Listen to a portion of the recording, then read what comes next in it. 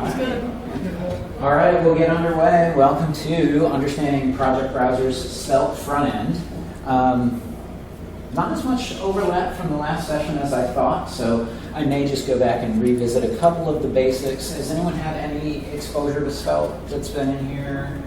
A little bit? Okay, all right, good. So I'll just make sure to cover some of those fundamentals as I hit them, but really looking at a lot of Svelte's concepts through the lens of Project Browser and how we're using some of the cool and advanced features and how we're using it. And at the end of the day, I tend to create presentations in order to force myself to learn something. So though I am the co-initiative lead of the Project Browser initiative, I'm mostly handling a lot of product owner, project manager-y type stuff, running meetings, and I don't get my hands on the code so much. So in New Jersey, I basically did your technical deep dive into Project Browser, and it ended up focusing a lot on the back end. So I thought D4D would be a great opportunity to dive into the front end, look at Svelte, and look at Svelte in terms of Project Browser. You can find me at Chris from Redfin, pretty much most active on the Twitter these days, Drupal.community on Mastodon, but I'm Chris from Redfin just about everywhere, so you can find me if you need to find me. I am from Redfin Solutions. We are a small but mighty team of Drupal experts based out of Portland, Maine, and we can help with strategy, design, development, and support. One of the things we're particularly proud of is that for a fairly small company, we've been able to contribute as much as we have in this past year, which is fun. More of the crap we do. Patrick built my slides, if you couldn't tell, so here we are. So, as they say, tell them what you're going to tell them. So we're going to really dive into the code together. We're going to be looking at code for the bulk of this. I think I have about 8 slides, and then we'll be a lot in VS Code. So we're going to start by looking at the front end of Project Browser from a non-Svelte perspective. There's very little of it. And there is the build process that we're using. I'll talk about that briefly. I do have some slides about the beginning of our component hierarchy, just to try to understand how we're building this thing. And then most of it will really be looking at different components and different aspects of Svelte that we're using there. And then I'm happy to answer any other questions about Svelte in terms of Project Browser at the end. Probably the first main question that people ask is, why Svelte? Svelte is the 4th most popular JavaScript framework, well recognized, well loved by those who use it, and its trend is continuing on the State of JavaScript survey. People really enjoy it, but for me, this wholly explains it. I don't know if you've ever seen this guy on TikTok. I don't know the guy, but explains. People do these life hacks, like this guy was elaborately carving the peel off a banana, and then his reaction video was like, he peeled the banana. It's like, what's the big deal? That's kind of what my whole deal is with Svelte, is I started with React, I learned a little bit of it, it was not intuitive, like that. I could not grok React. I could grok Svelte, like, a lot quicker, almost instantaneously, and I think it's a lot of this. If you want to react a variable in React, here's how you set it up. And maybe this is a little bit of an older meme, so maybe this has gotten better in modern versions of React, but if you have a variable in your script block in Svelte, it's reactive. If you change that value and your markup depends on that value, it will update your markup. You don't have to do anything. There are some idiosyncrasies around that sometimes we have to deal with, but it's easy. It's easy to understand. So the thing that you need to know about this is if there's an assignment operator, which basically means a single equals sign somewhere, then your app will react to changes in that. Now, if you do things like array.push, there's no assignment operator in that, and so it will not react. So a lot of times people get around that either by making it a reactive statement, which there's a sort of a way to force things to be reactive by prefixing it with $:, or you'll see some sort of no-op code in Svelte sometimes, like array equals array, or r equals r, or whatever, just to make that assignment trigger reactivity. But for the most part, it's incredibly easy to just sort of like grok and understand. So if we talk about the non-Svelte front end first, this is stuff that you all feel like it's fairly comfortable with probably in the Drupal realm. So going out and looking at, oh wait, I don't want that. I want to go over here first, and then over here. So this is Project Browser. There's a ton of stuff in here, and a lot of this stuff is going to get thrown away, but most of what we're going to be looking at today is here in the Svelte.js folder. But first, I'll just introduce the template. You may recognize this if you've done any other framework. It's just your mount node. And the way that we are handling this, I can show you the routing as well. That might be useful a little bit. But just your empty mount node, and we put an Ajax loader up there initially, and then we remove it with JavaScript after the end, after it has mounted. So it mounts into that project browser div, and then our entry point for the app, which is app.svelte, handles the linkage between that div ID and the entire Svelte application. So that is that. And then oh, I know what I forgot because I didn't put a slide for it, but that's all right. We'll get that in a minute.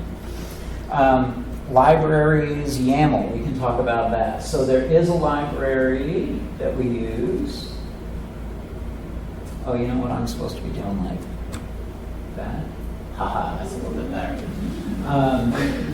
So these are our project browser libraries. There's basically the Svelte library, which is really the bundle that we're building, and a couple of extra CSS files that we're dropping in. Since we are targeting core, we are providing some specific styles for Sedan and for Claro, if you're saying it with your Spanish accent. Then we will provide those, but it's just as easy, just like any other library system. If you were Gin and you wanted to provide some additional styles, there's nothing really preventing that. At the end of the day, it's still just some JavaScript and some CSS. We also are just using a table drag library, and that's really totally traditional. It's because we're using drag and drop ordering on our config page to order the sources for your project browser. And then you can see that we do depend on a few of these core Drupal libraries as well. So it is possible, almost all of this I can say thanks to Ben Mullins, it is possible to use a lot of the Drupal stuff inside of our Svelte application as well. So if we wanted to use announce or the regular Drupal dialog or Drupal once, not that we need to use that because Svelte has its own once, kind of goes in, but possible to bring in other sort of vanilla JavaScript libraries and use them inside a project browser if you need to. And I will also just quickly show the routing. Where is it? There we go. Sometimes routing can be a little wonky in these apps. Whoops. My cord. Apple dot. No, stop it. There we go. We have a lot of API type endpoints. Those are not the ones that I'm super interested in. But this one here, project browser browse, this is the route that is where we're mounting our Svelte app. And a lot of times, if you start to build really complex apps in any of these JavaScript frameworks, your path matching can get very hairy. We have lucked out that we simply have one parameter and then it can be optional. And so we haven't had to do anything like really crazy with the routing yet. I don't know that Project Browser will get significantly more complex in its routing, so we may be able to get away with this. But that controller is what brings in the template with the empty div, and then Svelte manages mounting the app onto that empty div. I realize the other thing that I probably should do, is maybe show this to you and show you how it works and what we're actually talking about here. So when we get in, we now have a new Browse Modules tab in our Extend section with list and uninstall and update. So here is Project Browser. Basically everything below this gray area in white, all the way down past this pager, all of that is Svelte. everything else is native Drupal. Even these messages are styled to look like regular Drupal messages, but I think you're putting them there. If that's a lie, and it might be, then here below is where Svelte starts. I'm not sure. And then you can, it's very quick, it's very kind of snappy to filter all the modules that are available. By default, they're kind of sorted by popularity, which is why, actually Token eked out CTools. That's kind of a first. CTools used to be the first one showing up for a very long time, but as we continue to update our fixture with new data, they're jumping around a little. And you can even install modules right from here. So this is actually calling out to your system, making calls to Composer, doing the Composer require. It's doing it all in a separate staging area, and then it's going to copy it back and make sure that that copy back went well. And as long as that entire process went well, it's kind of in the applying stage now, as you can see. And our little spinner's going. Once it's done, it will tell us, post apply. Now it actually enables the module, and yay, we now have Path Auto. We did all that without a page refresh, which was kind of amazing for Drupal. We've been doing some very cool Ajax stuff for a long time, but this is really the sort of first core targeted, no, that's a lie. Well, certainly the first core targeted JavaScript framework that's not React. Looking at Svelte. Of course, this introduces its own set of problems. For example, if you know that you were Composer requiring Path Auto, what else would it have done besides just install Path Auto? Would have also installed Token for you. So if I do, in fact, reload this page, it will now tell us that Token has been installed, but it didn't when we actually went through that process. So sort of the downside is we now need to be communicating this information back and forth from the back end to the front end and updating more than just the things that have happened. But we really do have Path Auto installed on this site now, which is pretty neat. And it did it all through Composer. And the internet worked at a conference. So that's Project Browser. The only other thing to point out is that this only exists from a perspective of sort of plumbing. This is not our final design or anything for this module detail page, but this is sort of that other route. You can see that we've now added a project name onto the end, and when we do that, we're going to load this module detail page instead of the regular sort of grid-based browsing experience. All right, talked about the template file, talked about the libraries file, and talked about routing. Okay, let's talk a little bit about the build process then. So the build process currently is using rollup, which was to a large extent sort of the original recommendation of Svelte's team for building Svelte things. And now they've punted that over to Vite, or V-I-T-E, but it's apparently French, so they say Vite or Vite. So that's a really great integrated, most supported builder for Svelte. With that said, we are switching to Webpack because Core uses Webpack. So there is a Webpack, what the heck do they call those? Plugin for Webpack. A transformer, I think, a Webpack transformer for Svelte. So, like a lot of other things on this project, Ben Mullins has been working hard to get everything that we did in Rollup ported over into Webpack. And I'll show you a little bit about what we have done inside of our build process. If I can remember what file that is, of course.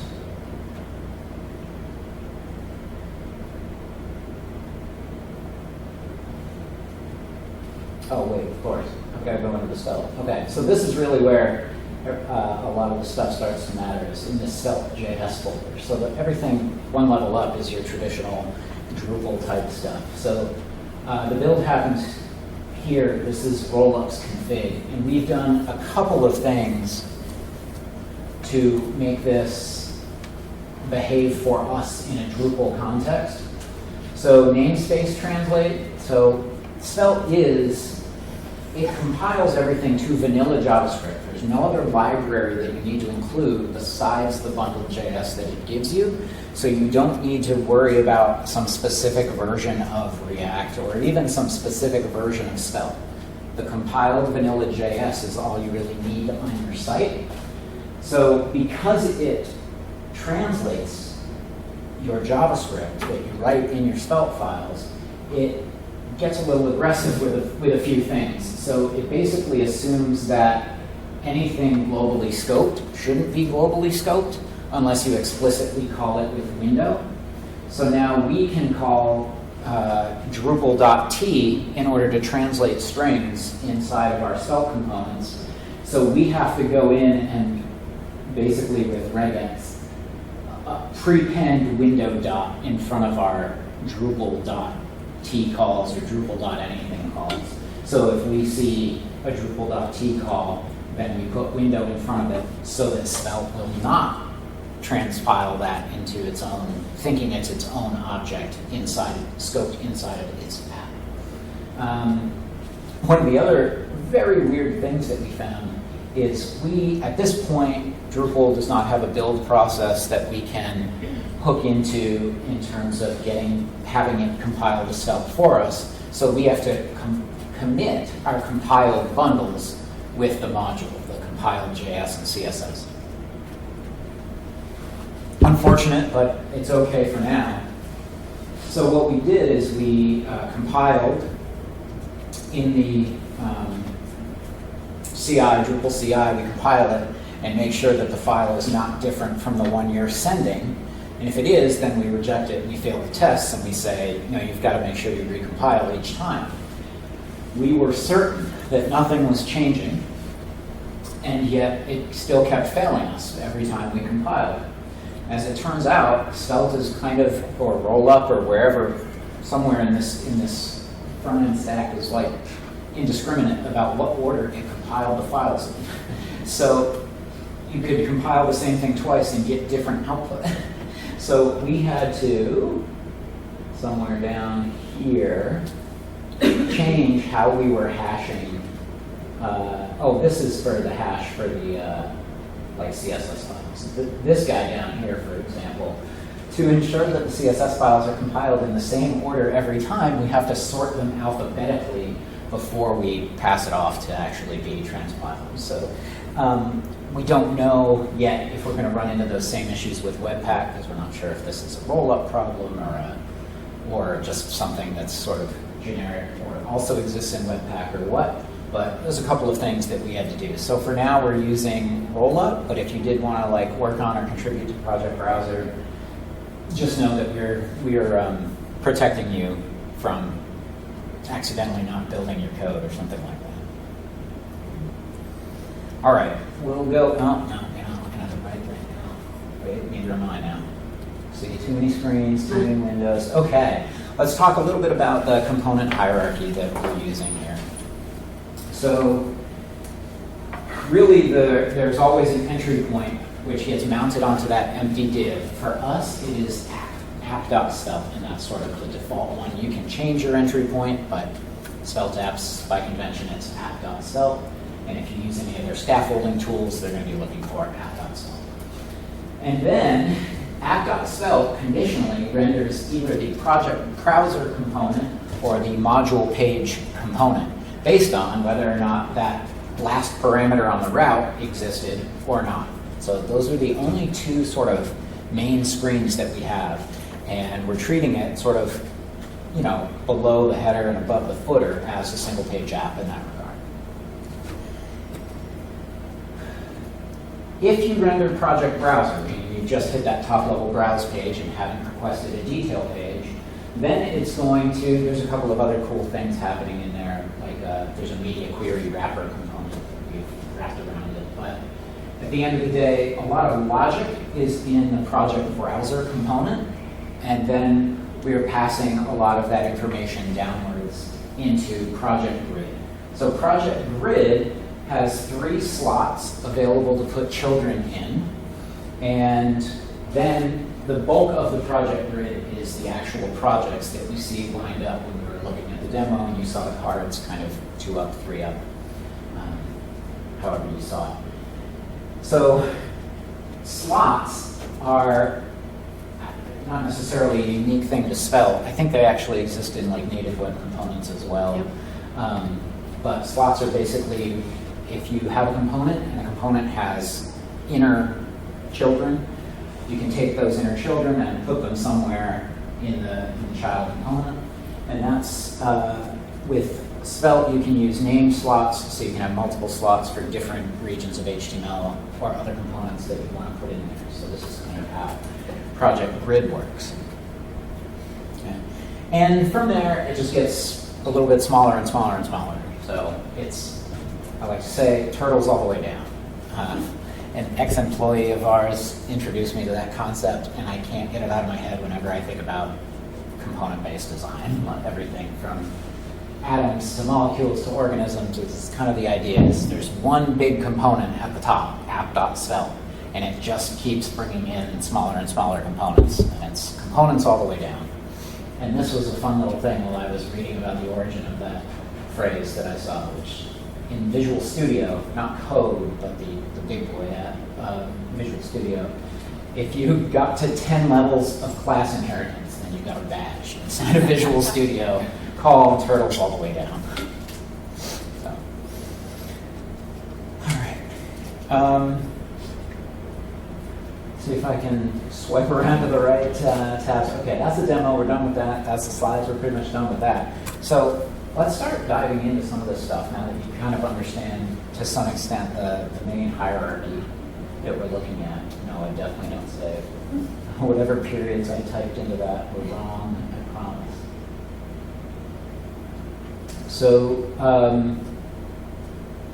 CSS, public, scripts, these are all basically scaffolded things or just assets that we need, or that static CSS that we're also pulling into our library.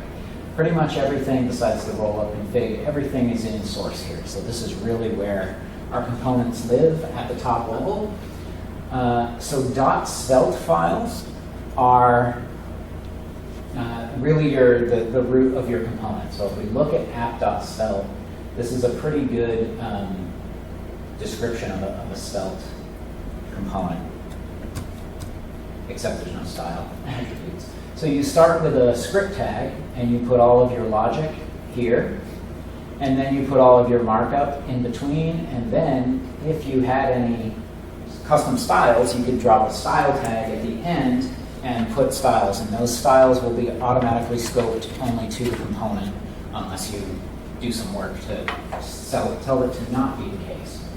And we're doing some pretty cool Svelte things here already. So this is probably one of my favorite things. We see some if conditions and an else, and you close your if. So this looks, maybe a little twiggy. Also, if you're familiar with Vue components, this is probably pretty similar with style, markup, and script. But this await keyword is incredibly cool. So this is something that's, I think, somewhat unique to Svelte, where you can await a promise right in Svelte and say, while you're waiting for it, stop, tooltips, you can display, for example, a loading component. And then once you get it, if the project exists, then you can render the module page. Otherwise, you render the project browser component. So that's the actual logic in our app.svelte that I was talking about before. After app.svelte, that takes us to, let's look at project browser. So this is the meatiest of all of the components, I would say. Tons and tons of logic. And what we're using in here is a lot of things. But probably the first thing to call your attention to are stores. So something like Redux, if you've used React, is meant to store your application state. Svelte has the idea of stores built right into it. And they work really well. You can use one big object if you want to do your store, or an array of objects, or you can store individual stores, which is kind of the approach that we've taken. So we have a module category filter, whether or not it's the first load. So like even just one Boolean can be its own store and reactive variable. Stores are, in the simplest terms, state relative to your entire application. So if you need to access this data from kind of anywhere in your component hierarchy, using a store is best for that. So it's the global state of your application. So probably a good example of this is like search string. What have you filled into the search box at the top, and what is it currently set to? And we can store that in the application state, or a store. You can have writable stores, readable stores, and derived stores in Svelte. We're pretty much just using writable stores everywhere in Svelte. Then we have a bunch of constants here that we're using. And then here, because the Drupal object is global, and we've put it on window, or it is on window, we can destructure it back out, and then that lets us just call Drupal.t in our JavaScript the way that we normally would, so that we don't have to think about calling window.Drupal.t.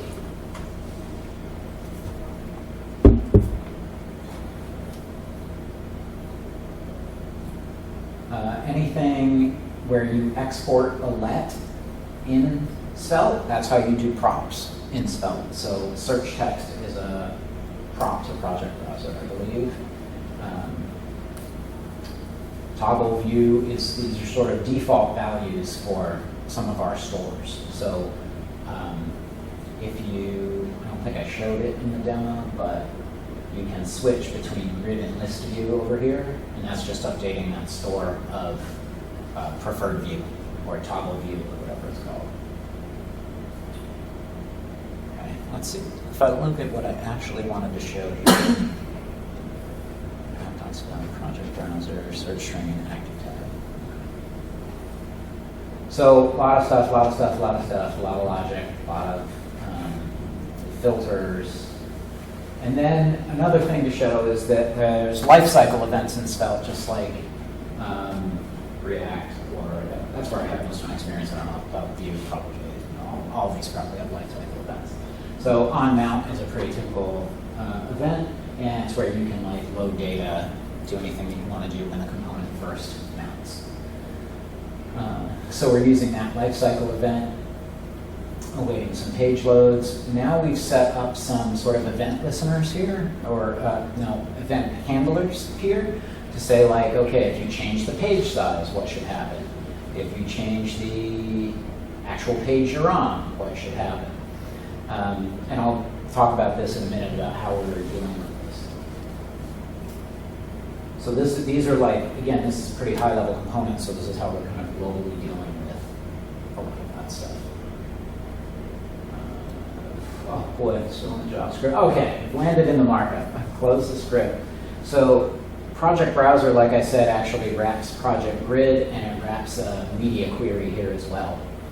So this syntax here, let matches, basically takes a variable called matches from here and passes it down into a matching slot inside the child component.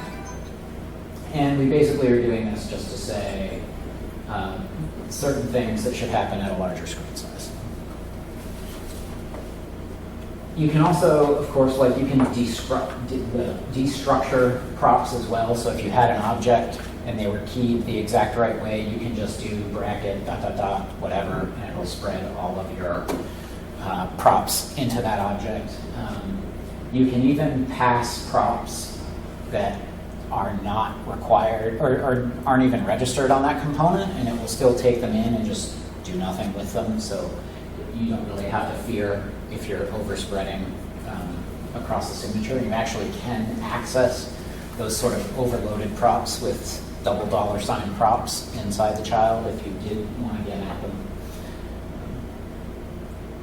I think the Svelte tutorial said basically this is indicative of bad architecture, but sometimes you need it. It's basically what it says. So now you can see, like I outlined before, we have the top slot, the left slot, our actual iteration of the project cards, and then the bottom slot. So here, if we dig in, here we can actually do an each, and you can actually see that my linter is telling me that you've asked for the index, but you're not using the index as you iterate over here, so you probably should just get rid of it. So this is just how you each something in Svelte, how you loop over an iterable. And in Svelte 4, I think, which apparently just came out a month ago, less than a month ago, they've improved iterating over different types of iterables. So like anything that implements iterable can be eached in Svelte now. It wasn't necessarily the case in 3. And then this is a little bit more of an advanced feature where you're specifying what uniquely identifies each thing in this loop, so that if you need to go in and let's say you have your classic reactive to-do list app, you could use the ID on each one so that when you remove it, it knows which one you're removing. If you use the index to do that and then you remove one, it has re-indexed everything and everything's off. So being able to give you a unique key. One thing that's pretty cool with Svelte, even though this is less performant, and I couldn't tell you why we're doing it this way or not, it might be that we don't have a .id to use, or we didn't know better. Could be either of these. But you can give it a whole object as your key if you want, and it will, I think under the hood, just sort of hash the object and use that as its unique identifier, so that if anything in the row changes, it knows that that needs to be updated and re-rendered. So for now, I'll just keep going to the next hurdle, which is project over here. So the project itself is the little card or the wide list view that you see. And in card, let's see, was there anything specific to cool on out? Talked about the slots. Yep. So each one, keyed by row, is in here. And then I think this is somewhere where we call, I've got to type it right, I'm going to find it. Yep, so here is where that example where we can just use Drupal.t as long as we destructure it off the window object. Earlier on, we can call Drupal.t just like we normally would want to. And how we're used to in Drupal, being able to translate strings. So this is very cool that we're able to translate this to other languages in the JavaScript front end if need be. Cool stuff. Oh, another thing, where did I see it? Well, I'll just look for it. This is another sort of Svelte directive. This is sort of the equivalent of Twig's, I don't even know what it is in Twig, like raw, I think, pipe raw. Basically saying, hey, I know that this warning variable is going to contain HTML. I promise you I've already sanitized it. You don't have to sanitize it. Because by default, if you print HTML in Svelte, it's going to escape it for you, and you're going to see bracket A in your browser, and that's not what you want to see. You want to see an actual link. So the warning here, I believe, is actually coming from, this is not the messages at the top. So I think I was wrong originally. But we have our own messages. For example, if we can't install a module through the UI because Package Manager told us it doesn't have what it needs, then we'll display a warning here. And that warning might have a link or something in it. And we know that it's safe because it came from a Drupal project. Just know that it's safe. It's doing a lot of heavy lifting in that sentence, but that's what we're up to. And yeah, it just keeps getting smaller and smaller after that. It's turtles all the way down. Another cool one that I wanted to show was just image. Finally getting a little bit smaller, but for us, the way that we're using images is we're actually trying a few different things. So we are starting with the fallback image, which we have loaded locally, which is that puzzle piece kind of image. And then we're going and we're trying to find the GitLab project's avatar using Drupal codes API to get the avatar logo for that project. So Project Browser's been doing a lot of work to try to get logos. John Picosi just bang, pushed CK Editor link through. So we're trying to get logos for all of our projects and get them loaded up as the avatar. So we've got a lot more logic in an image component than you might expect. Here's where you can see we're using that double prop stock class in case the top level passed in a class prop, even though we don't necessarily care about it. And then we have a sort of custom error handler here. So if there's an error event thrown, oh, actually, this one's not custom. Images have an on-error attribute that's for real. So we'll show the fallback if there's an error. Otherwise, we'll go and get that URL. And this is another example where we're using the await, which is very cool. So we're going and trying to fetch that. If we can, then we'll spread it out. Or actually, we're showing the fallback image until the promise resolves, and then we're swapping it out for the good one. And if there is an error, go back to, oh, actually, no, error message. We're not even doing the default image. This is another kind of interesting thing is, like I said, styles are scoped to the component by default, unless you wrap them in :global and some parentheses, and then they sort of get hoisted all the way up to the top level. I have no idea. As I look at this now, I'm like, I don't know if that's good practice, what we're doing here, but good thing we're still in contrib. Image, and then a lot of other cool things are happening.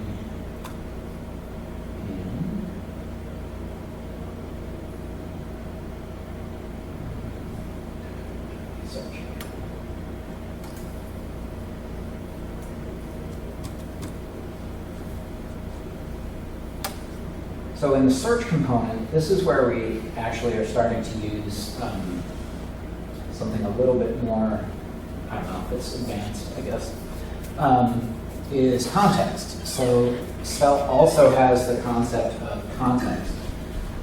Stores are where you keep your global application state that need to be accessed from any component, no matter what, and they're sort of, not exactly singletons, but it's global, it's global application state. Context is used to take state information, but you want that state information available to all of the child components. And if you have multiple instances of the same component, and you want to pass that down, they're individually stored relative to each component. So we use a context here in search to get the context of all of our application state. So this is actually, it ends up becoming a sort of common pattern in Svelte, is you will use context to interface with your state. I do not fully understand why we did this, but we did. So we're using context here at the top level of search, and then everything down below it can sort of get at it. And then we're actually using like an accessor to set the global store value from that context.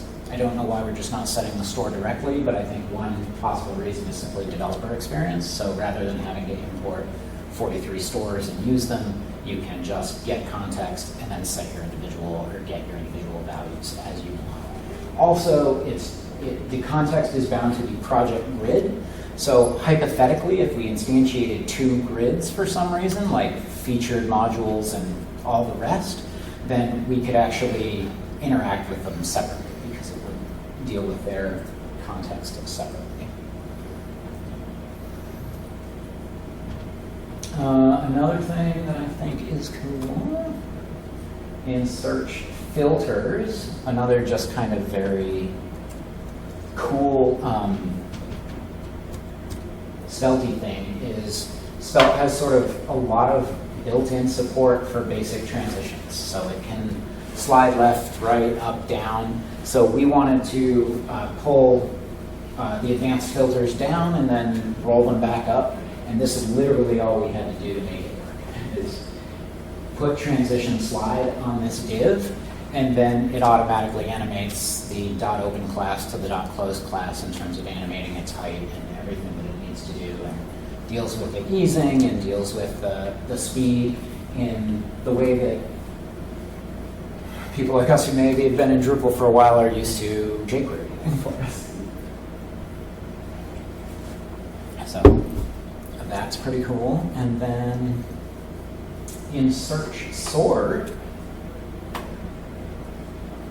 so this is like we have an actual kind of exposed sort for how do you want to sort the items in the grid. It's by popularity or number of active installs by default, but you can sort alphabetically if you want, or you can sort by, I think, recently updated or something.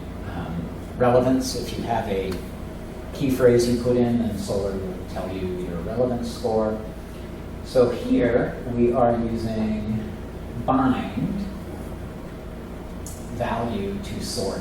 So we can just say this sort variable, whenever it changes, and it's a reactive variable, so it has a $sign in front of it, just bind the value of this select to that value in JavaScript, and we're all set to go. It'll change whenever that sort value changes. So if that sort value were to change by some other means, then change the value of this select as well. Let's see, we talked about binding. The one thing we didn't talk about yet that is also very cool, and I can't remember where I did it, so let me scroll through my notes real quick. On now, bind. Okay, I'm going to back you up to Project Browser, my bad. But this is one thing that's really cool. Jay talked about it in the last session, because he didn't get to covering it, is all of these ons, the sort of custom ons that we have here for event handlers, on toggle, on advanced filter, on sort, on list, on select category. So what we can do is we can dispatch custom events from child components in order to update data at a higher level. So this is similar to how things happen kind of in React, with this idea of like a one-way data binding.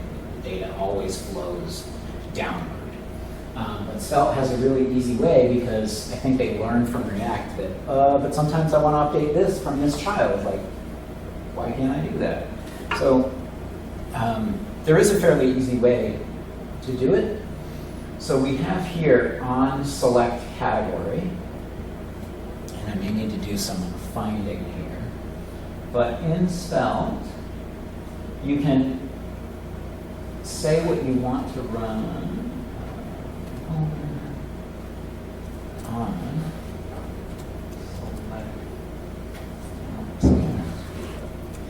colon.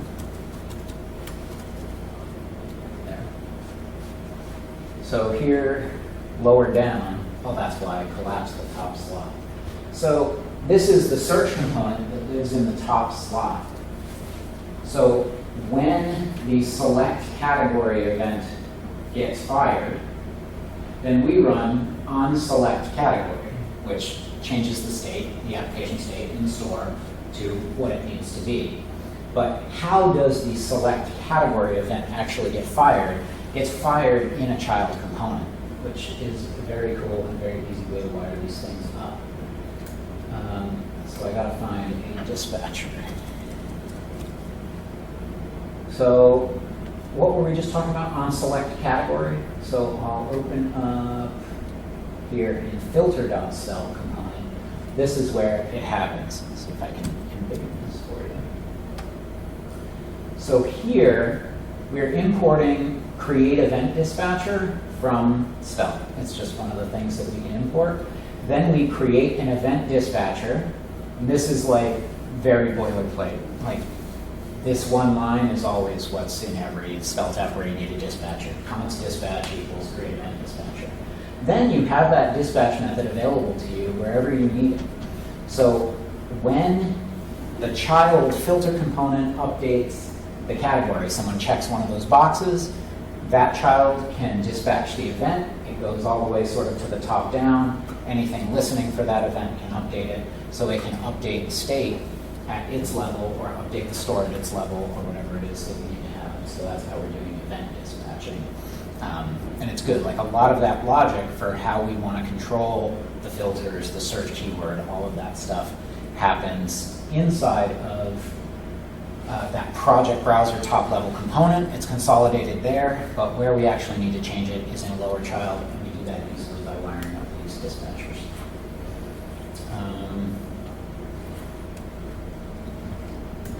So that's about all I have time to cover.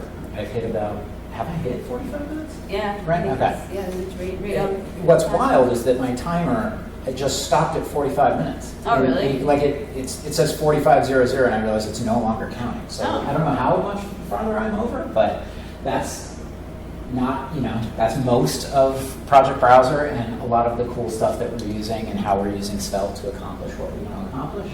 If there's questions, then I'm happy to answer. I have a question. Yes, sir. Just curious if you know, with that dispatch there, what if you have a dispatch something that's non-existent? Like what if it was like select category X? Nothing. No. There's nothing. So it really just says, hey, here's a JavaScript event, and nothing's listening for it, so who cares? So you can dispatch no ops if you want all day. Yeah. You don't need to have any external libraries, but what if, for example, I were having the slide open and I did want to have a customization? Where would that go, or is that, like, how would that go? Yeah, so nothing is preventing you from bringing other libraries in if you want to, or writing your own. So you simply probably wouldn't use transition slide from Svelte.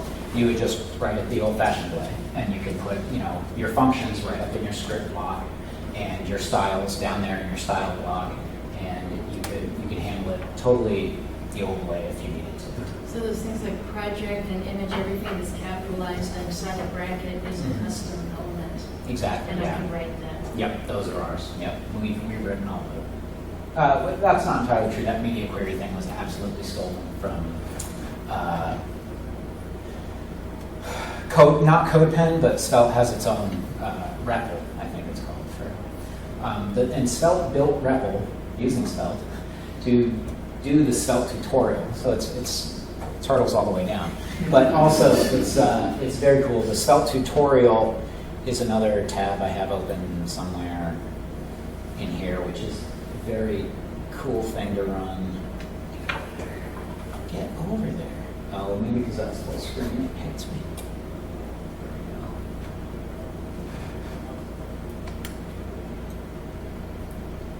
There we go. So this, like, if you want to learn Svelte, you can run through this a couple of days, and this just explains sort of everything. I use this as a reference to be like, did I cover, everything like key each blocks and await blocks and if else? Like, did I cover this stuff today from this? But this is a very cool thing. You can, svelte.dev is the main website for anything Svelte, and you can find that there very easily. Yes, sir. Yeah, this is really cool. I'm curious, what led you and the team to choose Svelte for this project? In addition to the Lamy slide, where it's very easy and easy to understand, that decision was actually in place a little bit before I got underway with the project. But I was still on pretty early on, and I was already pretty on board just because I had discovered Svelte shortly before and had really loved it because it was so easy to understand. But we thought, based on the previous attempts to get React into core and a lot of the troubles that caused, we thought if we're going to get a framework into core, one that does not have a version-based dependency might give us some better luck. So that really was the primary driver. Was if we just have compiled vanilla JavaScript, will that help us jump a few more hurdles in one bound? And for the most part, it has. Core team has been pretty receptive. Thank you, especially Sally Young. She's awesome. And I think that's the number one reason for us is being able to get over that core hurdle. That's not to say that there can't be in some particular version of Svelte, it might compile to some native JavaScript that has a security flaw in it. It's something that we need to deal with, and that's another sort of new issue that we need to deal with. But I think generally speaking, the scope of the lift is a little bit smaller with Svelte. That was the primary driver, I think. Are there any other either core modules or let's put it this way, are there any other modules you know of that are using Svelte right now with Drupal? I don't know of any. And we are still hoping to be, I picked up the lesson from Herschel to get people excited about stuff in the blogosphere. So that's my intention, is to start showing off the Svelte side of this a little bit more and seeing who else could get on board, because I think there could be, I mean, he described it as applying some pressure to core maintainers that people are really excited about this, let's make this happen. That if there is sort of an inclination that Project Browser with Svelte is going to go into core, then, oh, well, then I should build my thing on Svelte, because that's going to be sort of the way forward. It's funny because that's actually what drove Redfin to start learning and adopting React, was when Dries put out the blog post that said, if something's going to go into core, it's going to be React. And I'm like, all right, so we've got to learn React. Since he's finally made the decision, it's time. You know, then years happened. But yeah, I don't know of any. We've used it on a handful of other Drupal-based projects as well, almost always progressively decoupling. Did we do a fully? No, we didn't. And we have an internal project that's like our own internal team's dashboard that's built entirely on Svelte and Svelte Kit. So Svelte Kit is kind of like the Next.js of Svelte, but it's put out by the same people. So it is like the officially sanctioned, if you want to build a spa with a single page app with Svelte Kit, handles the routing, is opinionated about different things. And that's a very cool project as well.